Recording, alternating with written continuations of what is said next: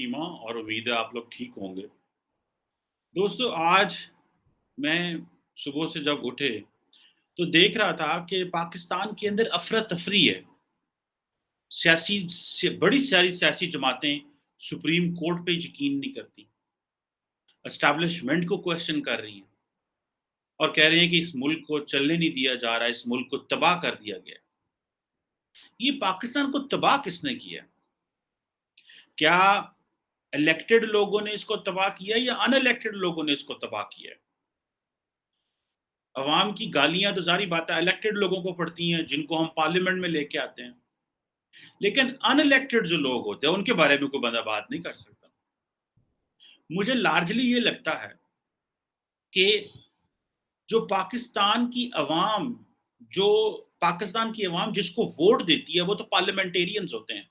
लेकिन पार्लियामेंटेरियंस फैसले नहीं करते और फैसले चले जाते हैं अनइलेक्टेड लोगों के पास। आज 11 करोड़ आबादी का जो सूबा पंजाब है, उसके चीफ एग्जीक्यूटिव का फैसला उस असेंबली वो नहीं कर सकी। उसके लिए सुप्रीम कोर्ट ऑफ पाकिस्तान जाना पड़ा और सुप्रीम कोर्ट फैसला करेगी। इससे पहले पाकिस्तान के साबिक सदर वजीर आजम नवाज शरीफ को जब रिमूव किया तो वो भी सुप्रीम कोर्ट ने किया और किन ग्राउंड्स पे किया वो भी कंटेस्टेड है, कोई कंसेंसस नहीं है। इससे पहले माजी में चले जाएं तो जुल्फकार अली भुट्टो जिनका कहते थे जुडिशियल मर्डर हुआ, वो भी सुप्रीम कोर्ट के हाथों हुआ। सो अनइलेक्टेड लोग जो हैं वो they are at the helm of the affairs. अच्छा, इसमें आप देखें कि लार्जली जो एक दुख की बात है, तकलीफ की बात है, जिससे हमें लगता है कि पाकिस्तान में ये शायद मसला भूख है, ताकत की भूख, पैसे की भूख। सियासतदानों को भूख है तो वो पैसे की भूख है, ताकत की भूख है। इसी तरह अगर जुडिशरी में जो लोग बैठे होंगे, वो समझते हैं कि वो एग्ज़ीक्यूटिव और लेजिस्लेचर के इख्तियारात भी वो खुद इस्तेमाल करें और जो एग्ज़ीक्यूटिव में बैठे हैं, वो फ़ोर्स करते हैं लेजिस्लेचर को और जुडिशरी को कि भई आप वो फ़ैसले करें जो हम चाहते हैं या हमारे इंटरेस्ट को सूट करते हैं या पनिश करें पार्लियामेंटेरियंस को। और पार्लियामेंटेरियंस जो है वो हर कीमत में पावर में आना चाहते हैं, सो वो कॉम्प्रोमाइज हो जाते हैं in front of executive and in front of the judiciary. So Pakistan में जो ताकत का सरचश्मा है वो तो अवाम है, लेकिन पाकिस्तान में जो फैसले हैं वो इलेक्टेड लोग नहीं ले सकते, क्योंकि अगर इलेक्टेड लोग फैसले लेंगे तो फिर मामला कुछ और होंगे, क्योंकि अनइलेक्टेड लोग फैसले लेते हैं जिनको चुना नहीं गया हुआ, हालांकि उनका काम नहीं है फैसले करना, उनका काम नहीं है फैसले करना, लेकिन क्योंकि और ऊपर से यहाँ पे इस बात को भी मिस नहीं किया जाना चाहिए कि पाकिस्तान की जो सियासी जमातें हैं, उनके आपस के मसले भी हल नहीं हो पा रहे। मैं यूनिवर्सिटी में पढ़ता था तो हमारी मैडम ने हमसे बात हो रही थी, क्लास में डायलॉग हो रहा था, डिस्कशन हो रही थी। तो उन्होंने कहा कि जो वेस्ट का और पाकिस्तान का या ईस्ट का जो मेन डिफरेंस है, वो क्या है? वो ज़ाहिर बात है, उसको बहुत सारे एंगल से देखा जा सकता है, लेकिन उन्होंने जो एक मोटी बात की, उसमें उन्होंने कहा जो वेस्ट है, वो जनरेशनली लिटरेट है एंड रिच है और हम लोग जनरेशनली इलिटरेट रहे हैं और पुअर रहे हैं। वो वेस्ट कैसे लिटरेट हुआ और कैसे रिच हुआ वो एक और बात है, और हम कैसे इधर रहे, इस मुकाम पे हैं और रहे हैं और आइंदा भी रहेंगे, ये एक और बात है। सो लगता तो मुझे ये है कि पाकिस्तान हो, बाकी और ममालिक हों जो डेवलपिंग वर्ल्ड है या अंडर डेवलप्ड वर्ल्ड है, अभी वहाँ पे लोगों की भूख ही नहीं जा रही। आप किसी शादी पे चले जाएँ तो खाना ऐसे खुलता है, लोग खाने को ऐसे पढ़ते हैं जैसे पता नहीं इनको दोबारा ज़िंदगी में खाना मिलना नहीं है या इससे पहले कभी इन्होंने ज़िंदगी में खाना खाया नहीं। हालाँकि बड़े अच्छे लोग होते हैं, पढ़े-लिखे होते हैं, तमीज़दार लोग होते हैं, सफ़ेद कपड़े पहन के आए होते हैं। वो क्या होती है, बेसिकली अंदर की भूख होती है और वो वक़्त के साथ जाती है, इतनी जल्दी नहीं जाती। सो ये जो चीज़ है कि हमारे जो हुक्मरान हैं इनके अंदर एक भूख है। वो भूख जो है वो तब जाएगी जब ये अपनी पावर को एक्सरसाइज़ कर लेंगे। मुझे ऐसा लगता है। जब ये फाइनेंशियली भी ठीक हो जाएँगे, जब इनकी भूख सैटिस्फाइड हो जाएगी। पाकिस्तान में जो हमारे जुडिशियल अपरेटस है, जुडिशियल अपरेटस की सारी जो कहानियाँ हैं या जो उनके जो केसेस होते हैं, या जो वो बोलते हैं, वो पाकिस्तान के टीवी चैनल्स पे इस तरह टिकर चल रहे होते हैं, या इस तरह उसकी प्रोसीडिंग्स चल रही होती हैं कि सारे के सारे टीवी चैनल्स दिखा रहे हैं कि सुप्रीम कोर्ट में इस वक़्त क्या हो रहा है। और दिल करे तो पार्लियामेंट में जो हो रहा है वो दिखाई ना, क्योंकि उनको पता है पार्लियामेंट तो इतनी पावरफुल नहीं है। और आज मैं देख रहा था कि पाकिस्तान की तमाम बड़ी सारी सियासी जमातें, 11 बड़ी सियासी जमातों के लीडर्स ने सामने आके ये कहा कि हमें ये जो 3 बेंच का जो बना हुआ है, 3 मेंबर बेंच जो बना हुआ है, ये कबूल नहीं है और फुल बेंच बनाया जाए, ताकि पंजाब के जो चीफ मिनिस्टर है उसका फैसला किया जाए। तो इन अदर वर्ड्स वो कह रहे थे कि यही वो जजेस हैं जो कॉन्टिन्यूसली फैसले सुनाते हैं, और जो सुप्रीम कोर्ट के बाकी 17 जजेस हैं, उनके ऊपर क्यों बेंच नहीं, उनको क्यों नहीं कहा जाता कि वो भी केसेस सुने। ये बड़ी इंपॉर्टेंट क्वेश्चंस हैं। सो पाकिस्तान को किसी ने बाहर से डिस्ट्रॉय नहीं किया। मैं समझता हूँ कि आज पाकिस्तान जितना कमजोर है, ये किसी बाहर की ताकत की वजह से नहीं है, ये हमारे अपने करतूतों की वजह से है। लेकिन हम तो नाम भी नहीं ले सकते, हम तो बात भी नहीं कर सकते। मैं ये सियासतदान तो कुछ भी नहीं है बेचारे। इन बेचारों की तो क्या, ये तो वो जिसे कहते हैं ना, मासूम लगने लगते हैं। ये तो बेचारे लगते हैं देख के कि जब इनको इनकी तजलील किस तरह होती। सारे सियासतदान आज भी सुप्रीम कोर्ट में बैठे हुए हैं। वो कि इनकी आपस की लड़ाइयाँ बिल्कुल हैं। वो आपस की लड़ाइयाँ हैं तो ये सुप्रीम कोर्ट अदालतों में पहुँचे हैं। और इनके ऊपर भी बड़ा आता है कि ये क्यों कंसेंसस पैदा नहीं करते। लेकिन जब ये कंसेंसस पैदा कर भी लेते हैं और कोई फैसला साज़ी करना चाहते हैं, तो बहुत सारी जगहों पे इनको आज पीपल्स पार्टी हो, पीएमएलएन हो, मौलाना फजल रहमान हो और उनके मुकाबला पीटीआई हो, सारे एस्टैब्लिशमेंट को बुरा भला कह रहे हैं, सारे एस्टैब्लिशमेंट पे प्रेशर डाल रहे हैं, सारे जुडिशरी पे प्रेशर डाल रहे हैं। पहले ये एस्टैब्लिशमेंट के पास जाते हैं, उनसे फेवर्स लेते हैं, वो उनको पोलिटिसाइज करते हैं और वो भी पोलिटिसाइज होते हैं। फिर ये कहते हैं कि जी आपने हमें लेके आए थे, अब हमें और रखो। और अगर अगर वो निकालते हैं, जिस तरह की अभी ये सारी बातें चल रही हैं, वो हमारे जियो के एक जो जर्नलिस्ट हैं, उन्होंने एक बड़ी सही एक ऑब्जर्वेशन दी।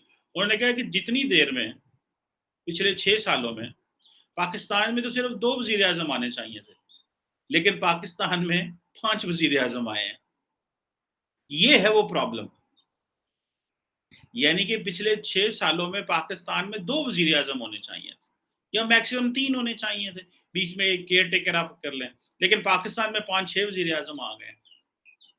नवाज शरीफ साहब आए, शाहिदा खान अब्बासी आए, बीच में केयर टेकर प्राइम मिनिस्टर आए, फिर इमरान खान साहब आए, अभी ये शहबाज शरीफ साहब फिर आ गए हैं। और टाइम कितना है? 6 साल। आने कितने चाहिए थे वज़ीर-ए-आज़म?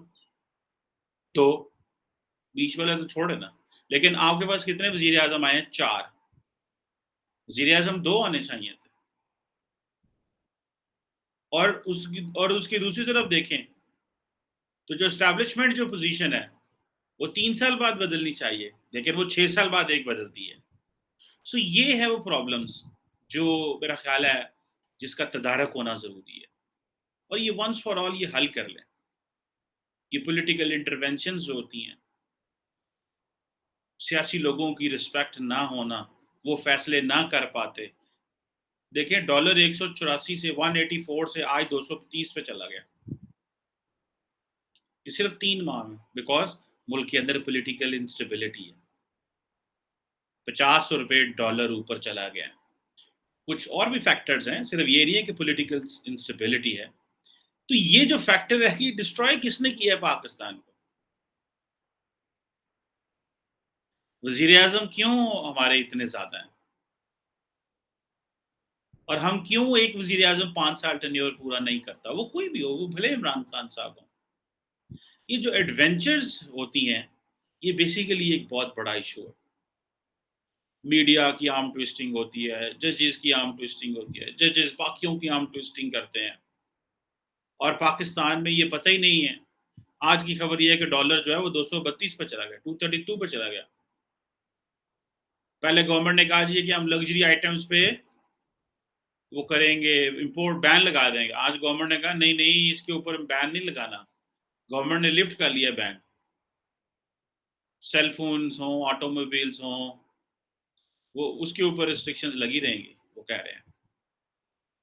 لیکن یہ جو آج تو اگر آپ امپورٹڈ ٹوتھ پیسٹ لینے جاتے ہیں مارکیٹ جاتے ہیں تو دیکھتے ہیں چیزیں کیا ہو رہا ہے. تو ایک امپورٹڈ ٹوتھ پیسٹ جو ہے وہ 700 روپے کی ہے. ٹھیک ہے جی. ٹیکسز لگائیں اچھی بات ہے ٹیکس لگانے چاہیے. وہ لوگ جو افورڈ کر سکتے ہیں وہ کریں لیں وہ والی.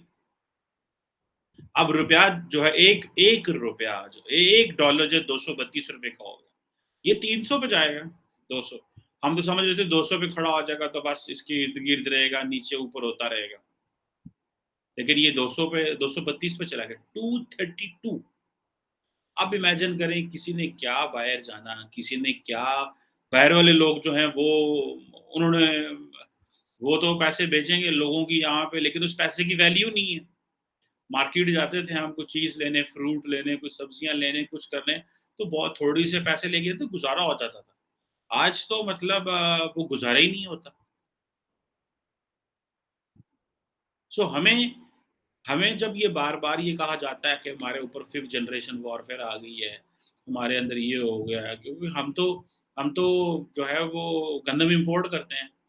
ڈر شرم سے اور ڈوب سے مر جانا چاہیے اس ملک کے پالیسی میکرز کو کہ 75 سال بعد آپ گندم اور چینی اور کاٹن اور یہ چیزیں امپورٹ کر رہے ہیں اور آپ ایک ایرین ملک ہیں.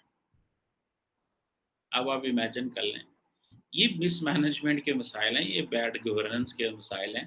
یہ کوئی وہ چیز نہیں ہے جس کو آپ یہ کہہ لیں کہ یہ اوور نائٹ ہو سکتا ہے. نہیں سوال ہی پیدا نہیں ہوتا. سوال ہی پیدا نہیں ہو سکتا. ہم نے خود اس کو ڈسٹروائے کیا ہے.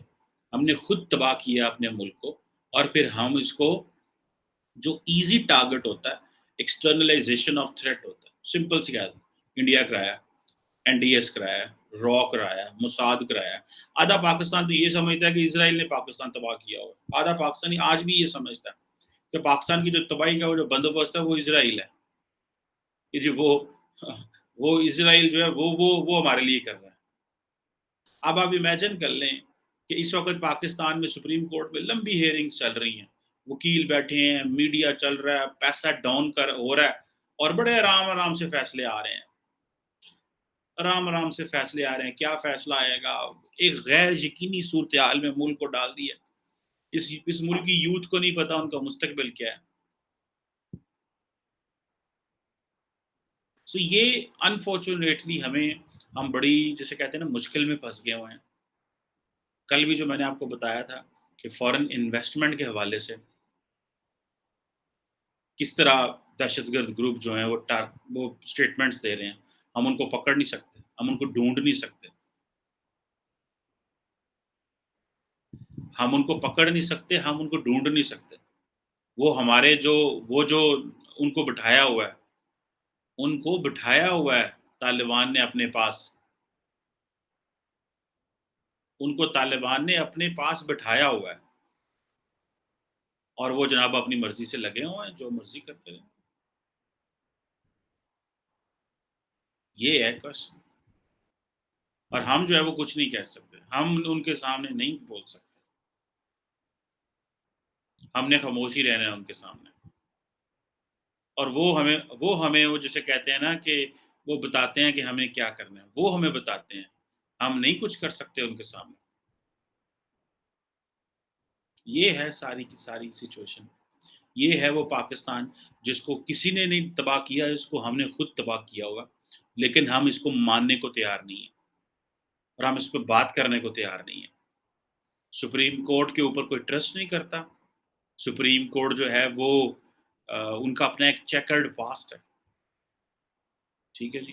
وہ جو چیکرڈ پاسٹ ہے وہ بڑا خطرناک ہے. اداروں پہ اعتبار نہیں ہے. ہر بندے کو پتا ہے کہ اگر میرے تعلق ہوں گے کہیں پہ تو میں وہ کام کرا لوں گا. اور جو لوگ وہاں راجن پور میں ساؤتھ میں لوگ بیٹھے ہوئے ہیں ان کو پتا ہے کہ ہمارا تو کوئی پرسان حال نہیں ہے.